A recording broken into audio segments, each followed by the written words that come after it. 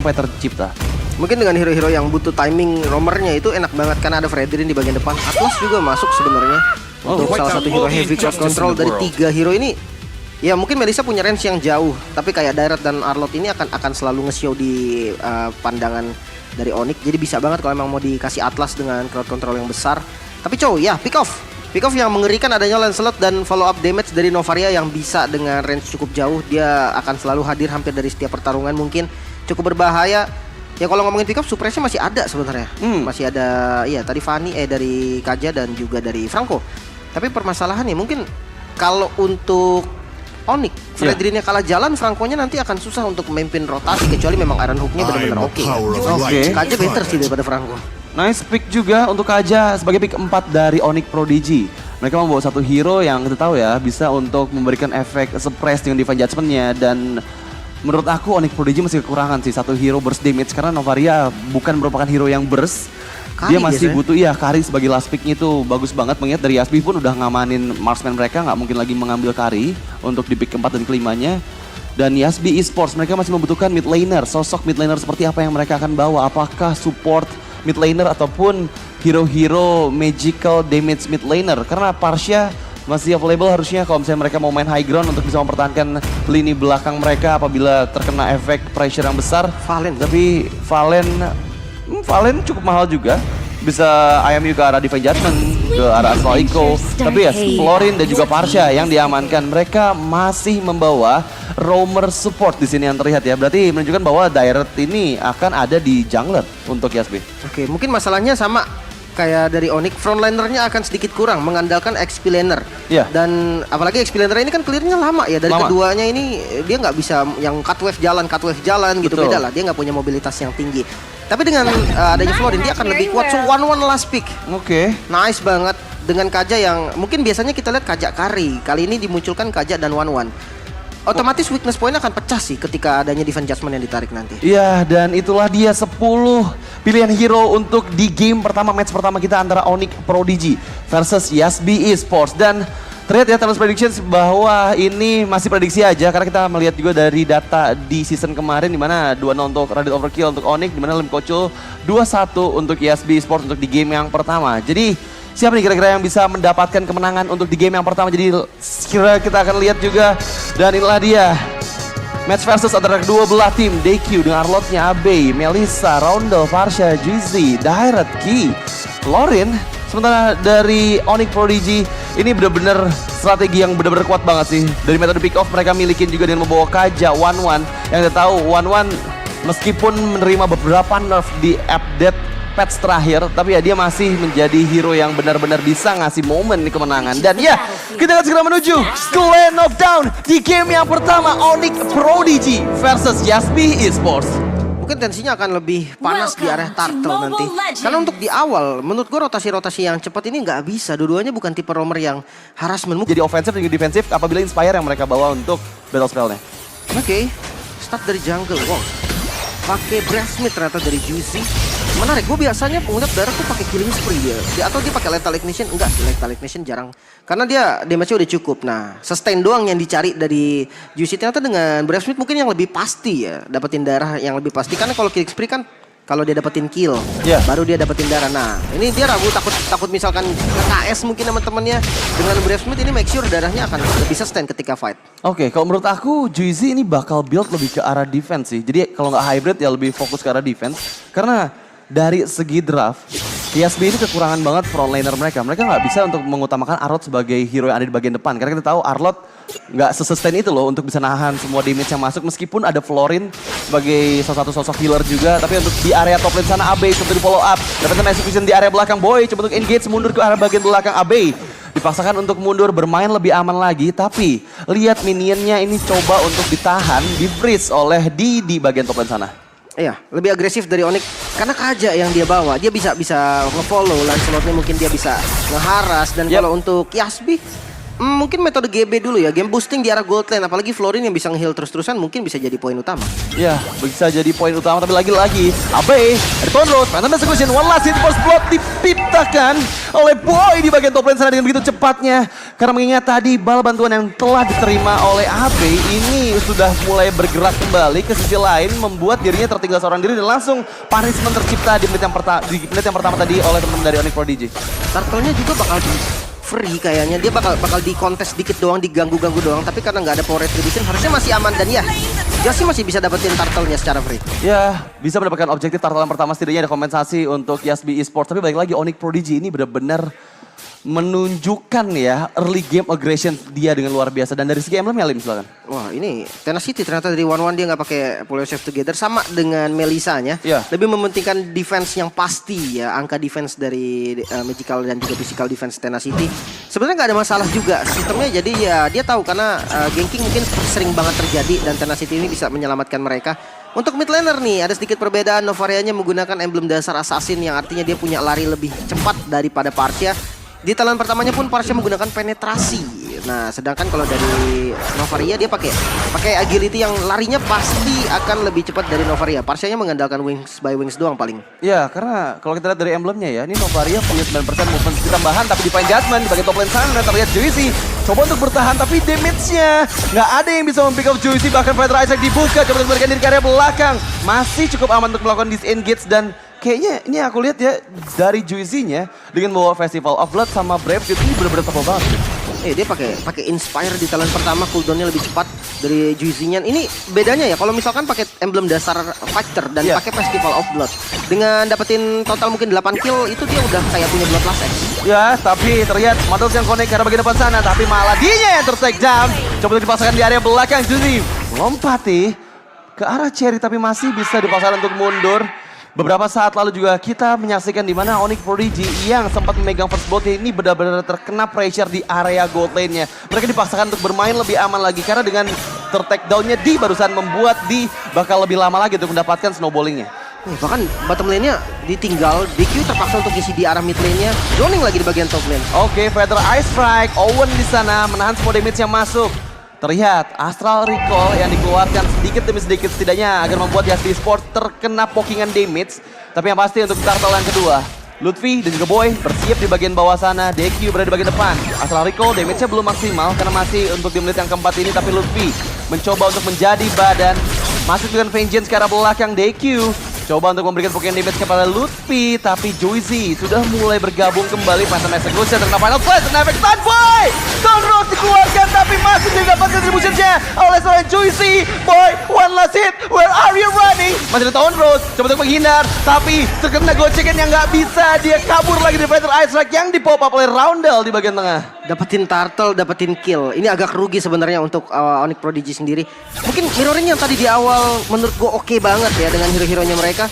Nggak dilakukan lagi. Gue kadang masih bingung juga di turtle kedua ini memang jadi tempat kritikal untuk mirroring atau enggak. Karena biasanya itu muncul di menit kelima Gold Shield Turret yang sudah muncul ya, udah mulai hilang. Jadi kalau nggak diambil tuh sayang. Tapi ternyata nggak, mereka memilih untuk kontes sehingga Gold Shield Turret di top lane tadi di bottom lane jadi nggak ada yang dapet. Ya, dan dari segi team fight pun menurut aku ya, dengan draft yang dipakai sama Yasbi Esports, mereka kuat banget loh kalau misalnya mau kontes objektif. Dengan Partia, dengan adanya Arlot dan juga Direct, dan dari tadi berada di bagian depan dan ya armor break-nya ini loh yang benar-benar bisa nge-meltdown siapapun player yang terkena efeknya. Dan Onyx Prodigy untuk kali ini di luar dugaan ya, di luar dari statistik yang tadi kita lihat juga, Onyx Prodigy terkena tekanan. Meskipun dari gap gold belum terlihat sejauh ini, tapi SB Sports mereka lebih matang lagi nih untuk di game yang pertama nih. Ya, untuk rotasinya pun mereka terbilang lebih memimpin lah. Mereka lebih rapi, nggak ada turret yang hancur. Nah, ini udah sampai di menit 5 dan belum ada turret yang hancur. Otomatis dari keduanya ini bermain lumayan safety bisa dibilang. Nggak ada mau yang trading gitu kan. Kadang biasa kita sering lihat top lane ditukar sama bottom lane ataupun yang sebaliknya. Tapi ini benar-benar nggak ada dan udah mulai ternyata 4-man gang ke arah top lane. Ya, terlihat 4-man gang ke arah top lane sana. Madol Strike ke arah Lutfi dipaksa untuk mundur. Coba untuk menghancurkan turret, tapi dengan dua player Yasbi Esports, mereka mampu untuk membendung serangan dari Onyx Prodigy. Terlihat di area bagian tengah, Astral Echo dibuka tepat ke arah DQ. Balik lagi bagian top lane. Foreman moves terlihat dari Yasbi Esports, coba untuk mendapatkan informasi terlebih dahulu. Owen Terima poking damage yang cukup sakit tapi masih bisa sustain juga. Masih menunggu waktu yang tepat sambil lihat di bagian bawah ada Boy yang coba untuk split pose. Tapi terlihat Feather Isaac dibuka di One Last Hit. Berhasil dieksekusi. Menghilang dari line of down. Juicy engage ke arah Owen. Episode Strike dikeluarkan. Masih bisa menghindar Owen-nya. Mundur ke area belakang tapi sepertinya mereka harus merelakan objektif tarik di bagian top lane. Setidaknya ada pertukaran di bagian bawah, Lim. Untuk mid lane-nya pun ini udah dikontrol dari keduanya, mid lane-nya masih aman. Dan perbedaannya Turtle nih, Turtle yang di set up oleh teman-teman dari Onyx. Ini bakal menjadi satu keuntungan lebih dari objektifnya, karena Turret ditukar Turret, namun Turtle-nya ini nggak ada kompensasi sama sekali. Ya, dan akhirnya Turtle menjadi milik Onyx Prodigy. Dan Divine Judgment ke arah belakang sana, coba untuk menangkap Roundel, belum ada blow up damage, terkena efek Feather Isaac. Coba untuk keluar ke arah bagian belakang, Feather eksekusi untuk defensif, tapi Owen tertinggal dan juga Luffy. Presto Wrath digunakan, hanya bisa menahan sedikit damage saja yang masuk.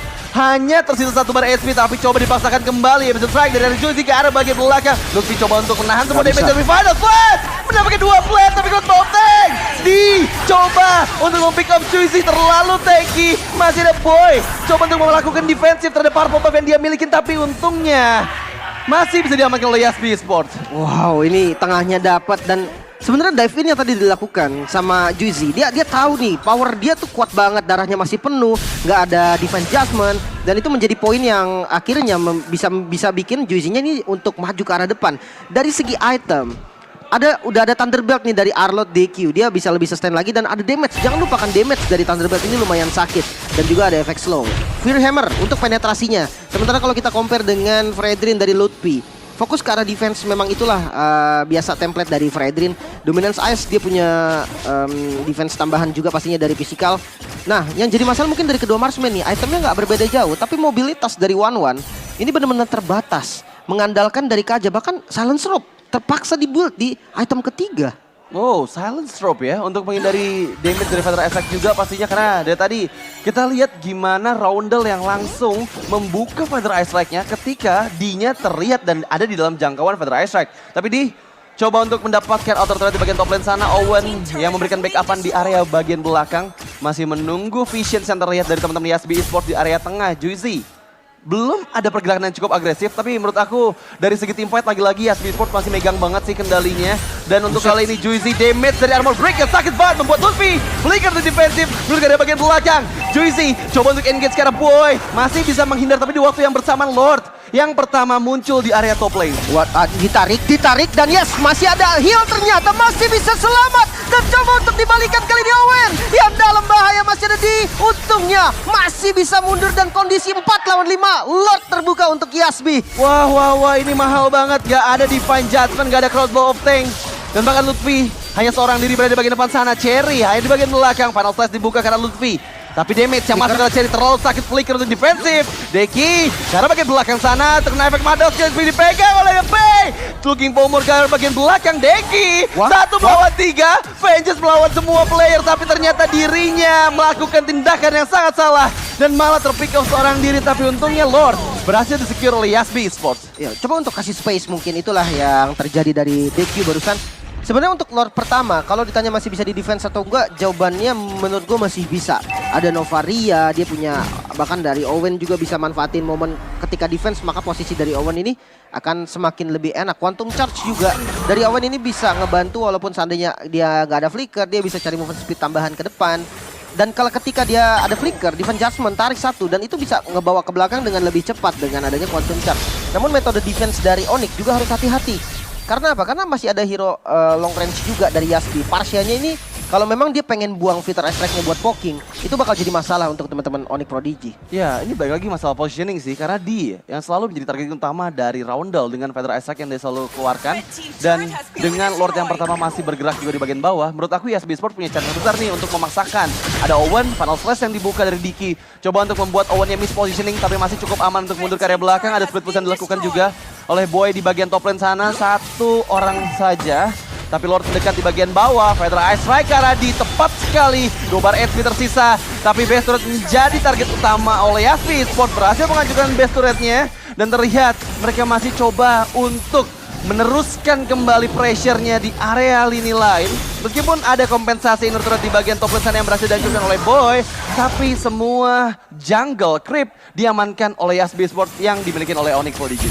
Iya, ini masih bisa ke defense lah hitungannya, walaupun tetap rugi. Ini lot pertama yang biasanya tuh dipakai untuk ngabisin semua inner turret. Betul. Nyatanya ini dapat base turret di arah bottom lane, apalagi ini XP lane-nya kan bukan tipe yang bisa kontrol lane jauh gitu kan, bukan yang bisa split push. Maka dari itu dengan adanya satu base turret yang tumbang, ini bakal menjadi keuntungan banget nih untuk Yasbi. Walaupun Lordnya objektif selanjutnya ada di bottom lane dan itu bener-bener ngebantu Onyx lah untuk bisa kontrol dari laning bottom lane-nya.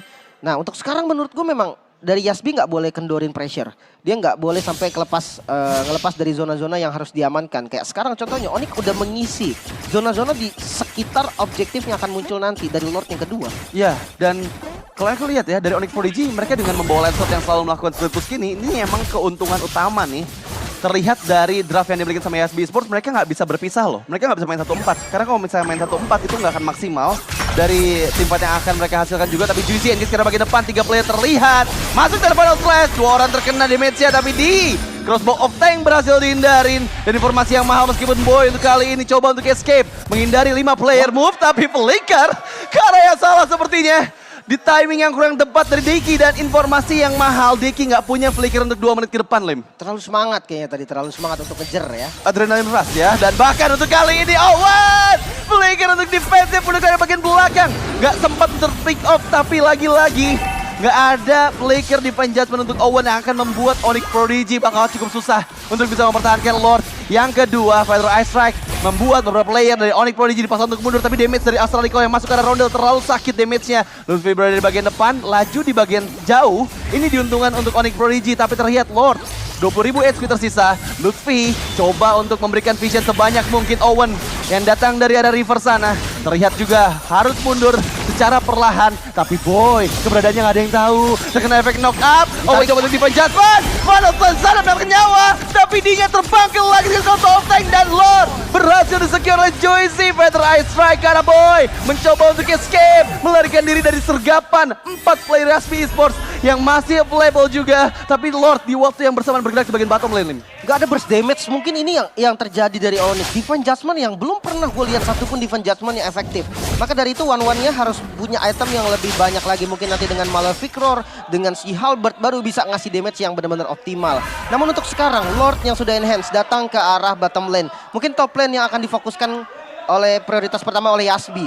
Nah, midnya ini untuk di defense. Kalau Parsialnya lagi-lagi mau ngebuang Fighter Ice Strike-nya ke belakang, ini masalah utama yang nggak bakal pernah selesai menurut gue. Ya, ini bakal susah sih, karena Onyx Prodigy nggak punya high ground defense hero yang kuat banget. Mereka hanya memaksimalkan hero-hero frontline mereka seperti Owen dan juga Lutfi, tapi terlihat tertangkap Owen! Where are you running? Unstoppable dipegang, tapi Roundel-nya down! Di sisi belakang Boy coba untuk mengacak-acak Function untuk mundur ke area base. Tapi masih ada 4 player Yasbi Esports yang memaksakan kehendak mereka untuk mendapatkan base turret terakhir dari Onyx Prodigy. Coba untuk memaksakan juga karena Dekinya, tapi Boy nggak mau terlalu ofensif. Dia masih harus bermain lebih aman lagi karena player dari Yasbi Esports mereka udah available lagi nih untuk team fight. Karena lagi-lagi efek heal yang selalu diberikan oleh seorang Ki ini benar-benar membuat susah banget untuk memukulkan semua player dari Yasbi Esports. Final Blast coba untuk mendapatkan Boy, masih bisa menurut ke belakang, Madosnya connect karena masih belum ada player ternyata di sana yang bisa di take down, tapi mereka berhasil mendapatkan keuntungan dengan 3 base turret yang dihancurkan. Oke. Dari segi item pun udah mulai full item nih dari beberapa player juga, bahkan dari Onyx pun ada Lancelot nih yang udah hampir full slot, 6 slot item dengan full damage-nya. Penetrasi yang pastinya cukup. Dari Lancelotnya Boy, dia punya War Axe, dia punya Malefic Roar dan Hunter Strike. 3 item penetrasi yang cukup banget. Endless Battle pun membantu adanya true damage nanti yang diberikan.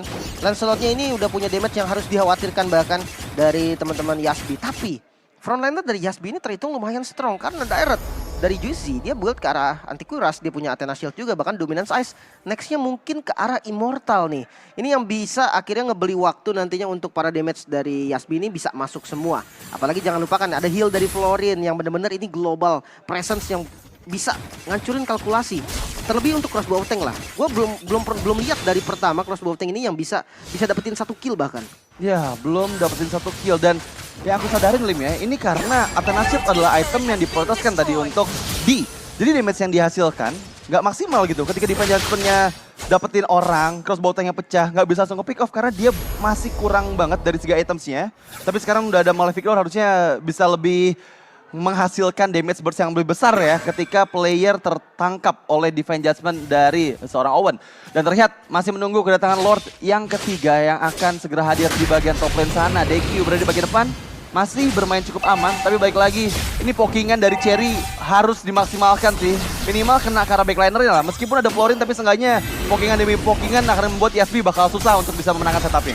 Sebenarnya 3-2 pun efektif sih, dan wah di top lane final slash ternyata. Oke, terlihat ada Federasi yang dibuka, Lutfi flicker out defensif.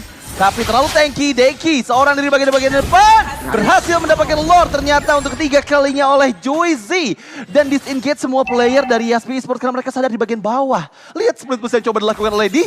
Sepertinya akan mendapatkan keuntungan inner turret kedua untuk Onyx Prodigy dan akan memperpanjang lagi nafas mereka sedikit saja karena Lord bergerak bersamaan di area tengah di menit yang ke-17 ini. Sebenarnya ini metode yang menurutku bisa dilakukan dari Lord pertama, bahkan dari Onyx 32 ini metode yang paling efektif. Kenapa?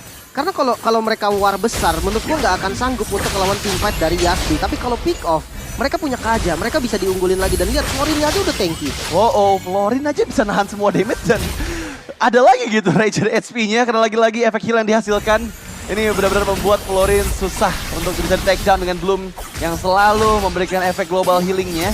Tapi ya terlihat Lord mendekat di area bagian mid lane. Roundel bersiap juga mencari positioning. Final Flash yang gagal dari Deki. Astral Recall yang sedikit demi sedikit mempoking damage dari Yasby Esports. Boy coba untuk maju ke arah bagian depan tapi kena efek stun. Lutfi gak punya flicker, masuknya diamankan meskipun Owen menggagalkan. Featherized Strike tapi 2 man down dan best menjadi milik Yasby Esports di game yang pertama. Oh my god. 1-0, kemenangan pertama dibuka oleh Yasby. Menarik banget karena memang dengan konsep draft yang unik lah, bisa dibilang dengan Florin dan